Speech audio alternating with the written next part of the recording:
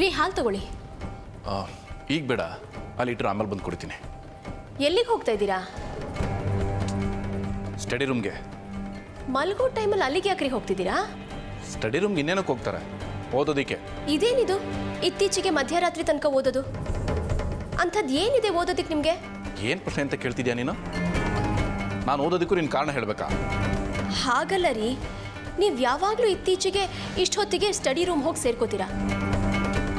ಬೆಳಗ್ಗೆ ಆದರೆ office business ಅಂತ ಹೊಟ್ಟೋಗ್ತೀರಾ, ಕೈಗೆ ಸಿಗೋದಿಲ್ವಲ್ಲ. ಏನಾಗಬೇಕು ಇವಾಗ? ಅರ್ಜುನ್ ಮದುವೆ ವಿಷಯದ ಬಗ್ಗೆ ಮಾತಾಡಬೇಕು. ಅದಕ್ಕೇನು ಅವಸರ? ಬೆಳಗ್ಗೆ ಮಾತಾಡೋರಾಯ್ತು ಬಿಡು.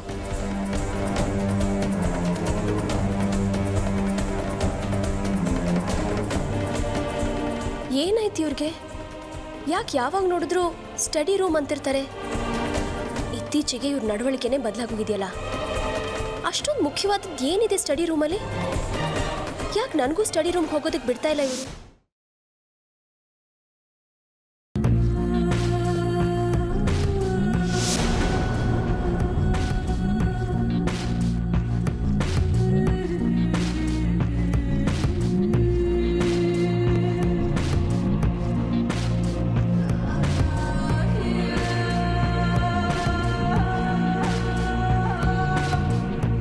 ಸರೋಜಾ, ತಗೋ ಈ ಸೀರೆ. ಅತ್ತೆ, ಈಗ ಯಾಕೆ ಇದನ್ನು ನನಗೆ ಕೊಡ್ತಾ ಇದ್ದೀರಾ? ಹಾಗೆ ಹೇಳ್ಬೇಡ ಸರೋಜಾ. ನೀನು ತಾಯಿ ಆಗಬೇಕನ್ನೋ ನಿನ್ನ ಆಸೆನ ಅಮೃತನ ದತ್ತಕ್ಕೆ ತಗೊಳ್ಳೋ ಮೂಲಕ ಆ ದೇವರು ಈಡೇರಿಸ್ತಾ ಇದ್ದಾನೆ.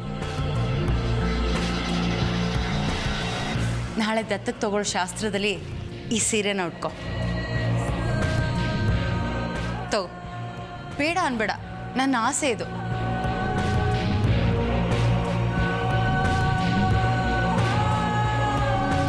ಅತ್ತೆ, ನಿಮಗೆ ನನ್ನ ಮೇಲೆ ಅದೆಷ್ಟು ಅಭಿಮಾನ.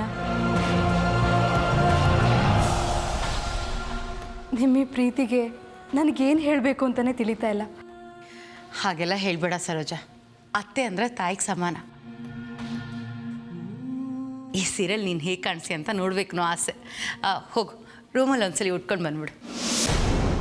ಅತ್ತೆ, ಈಗ ಯಾಕೆ? ಬೆಳಗ್ಗೆ ಉಟ್ಕೋತೀನಿ ಬಿಡಿ.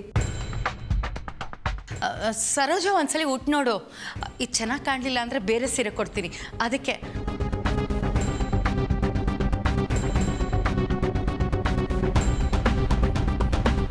ಅದು ಹಾಗಲ್ಲ. ಅದು ಚಿಕ್ಕಮ್ಮ ಅಷ್ಟೊಂದು ಪ್ರೀತಿಯಿಂದ ಹೇಳ್ತಿದ್ದಾರೆ, ಹೋಗಿ ಉಟ್ಕೊಂಡು ಬರಬಾರ್ದಾ? ನೀನು ಹೇಗೆ ಕಾಣಿಸ್ತೀಯ ಅಂತ ಅವರು ಒಂದ್ಸರಿ ನೋಡಲಿ, ಖುಷಿ ಪಡಲಿ. ಸರಿ ರೀ.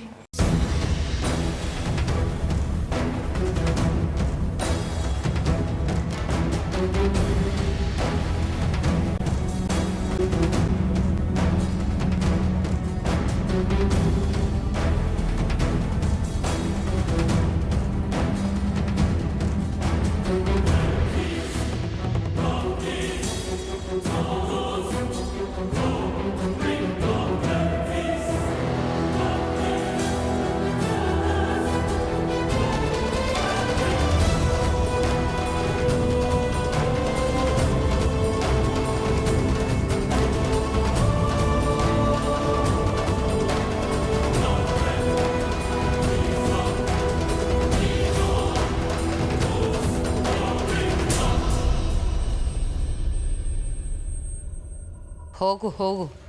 ನೀನೀಗ ಸೀರೆ ಉಟ್ಕೊಳ್ತಾ ಇರೋದು ಅಮೃತನ ದತ್ತಕ್ಕೆ ತಗೊಂಡು ತಾಯಿ ಆಗ್ತೀನಿ ಅನ್ನೋ ಸಂಭ್ರಮಕ್ಕಲ್ಲ, ಸಾಯೋದಕ್ಕೆ. ನನಗನ್ಸುತ್ತೆ ಸಾಯೋ ಟೈಮಲ್ಲಿ ಕಾಸ್ಟ್ಲಿ ಸೀರೆ ಉಟ್ಕೊಳ್ತಾ ಇರೋದು ನೀನೇ ಮೊದಲನೇ ಅವಳು ಅಂತ. ಇವತ್ತಿಗೆ ನಿನ್ನ ಚಾಪ್ಟರ್ ಕ್ಲೋಸ್. ಅಮೃತ, ನಾಳೆ ಕೋರ್ಟಿಂದ ಬರುವಾಗ ನಿಂಗೆ ಏನೇನು ಇಷ್ಟನೋ ಹೇಳು, ಅದನ್ನೆಲ್ಲ ನೀನು ಕೊಡಿಸ್ತೀನಿ. ಒಟ್ಟಿನಲ್ಲಿ ನೀನು ಖುಷಿಯಾಗಿರ್ಬೇಕಮ್ಮ.